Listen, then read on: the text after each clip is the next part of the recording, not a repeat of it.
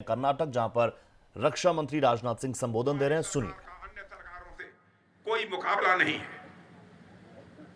9 वर्ष के अंदर 3.5 लाख किलोमीटर रूरल रोड्स का निर्माण हुआ है।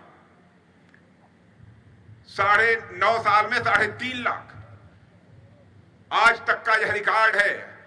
आज तक भारत के इतिहास में कभी नहीं हुआ है। हाईवेज का जहां तक सवाल है, 80,000 किलोमीटर, 80,000 किलोमीटर नेशनल हाईवेज का निर्माण हुआ है।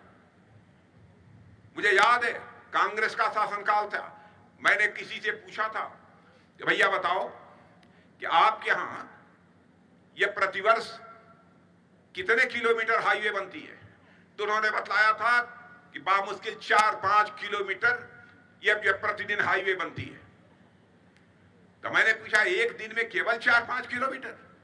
तो उन्होंने कहा हाँ। लेकिन बहनों भाइयों, उस समय कांग्रेस का शासनकाल, आज का शासनकाल आप देखिए। आज प्रतिदिन 38 kilometre per day national highways का निर्माण हो रहा है। कांग्रेस की सरकार और हमारी सरकार के बीच अंतर यह है। इंडस्ट्रियल कॉरिडोर का जहां तक सवाल है, मैं कर्नाटक के बहनों भाइयों को बतलाना चाहता हूं। हमारी सरकार ने 3 कॉरिडोर की घोषणा की है और आपको जानकर खुशी होगी, साउथ में, पूरे दक्षिण भारत में 3 कॉरिडोर। इंडस्ट्री लगेंगी, बड़े बड़े उद्योग लगेंगे, नौजवानों के हाथों को रोजगार मिलेगा। आर्थिक दृष्टि से यह हमारा क्षेत्र समृद्धशाली क्षेत्र बनेगा। 3 कॉरिडोर हैं और तीनों में एक पॉइंट यदि कहीं पर आता है पूरे साउथ में, दक्षिण भारत में, तो कर्नाटक आता है। यह है हमारे प्रधानमंत्री मोदी जी। चेन्नई बेंगलुरु कॉरिडोर, हैदराबाद बेंगलुरु कॉरिडोर और मुंबई और बेंगलुरु कॉरिडोर। माने हर कॉरिडोर कर्नाटक प्रदेश को कनेक्ट करता है।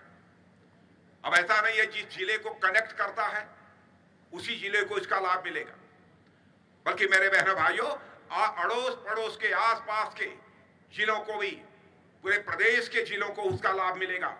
नौजवानों के हाथों रोजगार का अवसर मिलेगा।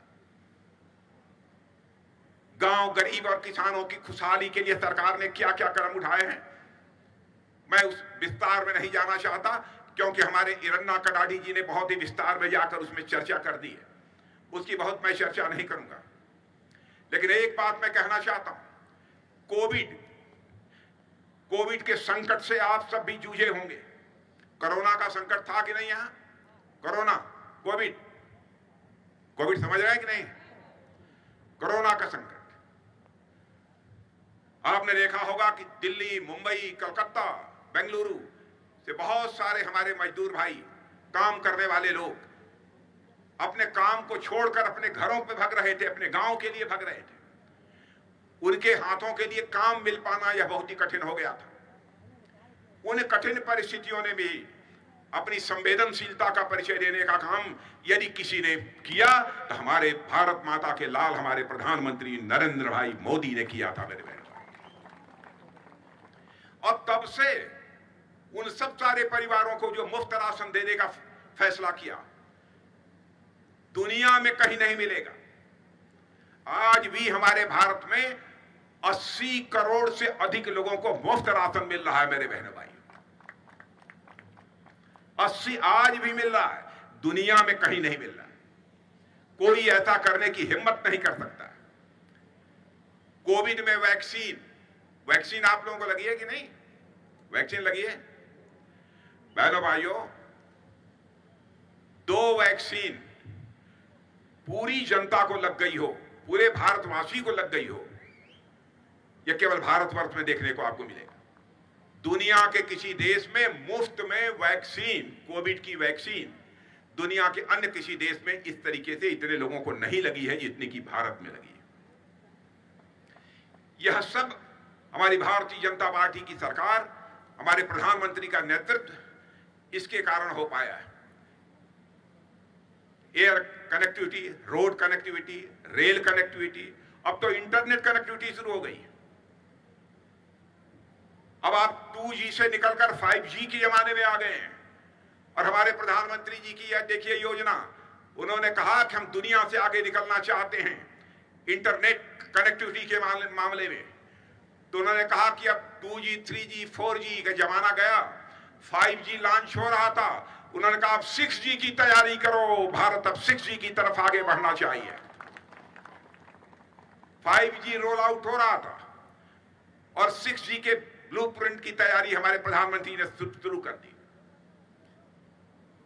बहनों भाइयों, आप पहले लोग कहते थे, जब हम लोगों ने, हमारे प्रधानमंत्री जी ने कहा कि डिजिटल ट्रांजैक्शन होंगे, मोबाइल से लोग पैसा निकालेंगे, पैसा देंगे, तो लोग कहते थे गांव के लोग ये कम पढ़े लिखे होते हैं, ये क्या जानेंगे, ये मोबाइल चलाना क्या जानेंगे, कैसे डिजिटल पेमेंट करेंगे। लेकिन आपने देखा, मैं एक आंकड़ा आपको देखना चाहता हूं कि ये ट्रांजैक्शन डिजिटली हो रहे हैं, यूपीआई के माध्यम से हो रहे हैं, और केवल मार्च के महीने में 14 लाख करोड़ 14 लाख करोड़ मूल्य के यूपीआई ट्रांजैक्शन हुए हैं मेरे बहनों भाइयों, 14 लाख करोड़। दुनिया में ऐसी स्थिति कभी नहीं मिलेगी। और इतना ही नहीं, और वाईफाई, इंटरनेट, अमीर हो गरीब हो, जो भी काम करना चाहता है सभी इस पर काम कर सकते हैं। ऐसी स्थिति हमारे देश में हमारे प्रधानमंत्री ने पैदा की है।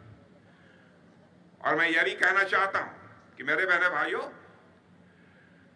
Prevention of money laundering act, भ्रष्टाचार पर आप कहते हैं ना प्रहार करने की बात, आज जब भ्रष्टाचार पर प्रहार हो रहा है, बड़े बड़े नेता जेल जा रहे हैं, तो प्रधानमंत्री जी को लोग कह रहे हैं कि ये प्रतिक्रिया में, रिएक्शन में प्रधानमंत्री काम कर रहे हैं। मैं आपसे पूछना चाहता हूं, क्या करप्शन इस देश से समाप्त नहीं होना चाहिए? मैं आपसे पूछना चाहता हूं, करप्शन समाप्त होना चाहिए कि नहीं होना चाहिए? और ये लोग कहते हैं कि जानबूझकर इस प्रकार की कार्रवाई की जा रही है। जो भी करप्शन में इन्वॉल्व होगा बहनों भाइयों, हमारी ये गवर्नमेंट उसके खिलाफ कार्रवाई करेगी, वो चाहे कितना भी प्रभावी व्यक्ति क्यों नहीं हो, उसे नहीं छोड़ेगी। पार्टी के इसी कैरेक्टर के कारण, पार्टी के इसी चरित्र के कारण ही तो श्रीमंत पाटिल जी ने भारतीय जनता पार्टी स्वीकार की है और कांग्रेस को छोड़ा है। यदि यहां पर भ्रष्टाचार होता तो मैं समझता हूं श्रीमंत पाटिल किसी भी सूरत में भारतीय जनता पार्टी में आना व स्वीकार न करते। और आपको मैं बताना चाहता हूं, यहां पर हमारे शासनकाल में, हमारी सरकार आने के बाद भ्रष्टाचार के 9 साल में 1,10,000 करोड़ रुपए जब्त किए गए। 1,10,000 1,10,000 करोड़ रुपए जब्त किए गए, जबकि यूपीए के शासनकाल में 10 साल में केवल 5,000 करोड़ रुपए की संपत्ति जब्त की गई। आप ये बताइए कैसे करप्शन रुकेगा, कैसे भ्रष्टाचार रुकेगा? और उस समय तो हालत ऐसे थे कि कांग्रेस का नेता कोई टेलीफोन कर देता था, बैंक वाले अपना पैसा दे दिया करते थे, ऐसी स्थिति थी। और आज के हमारे कांग्रेस के नेता हैं, नौजवान हैं, वो कहते हैं मैं भारत जोड़ूंगा, भारत जोड़ो यात्रा।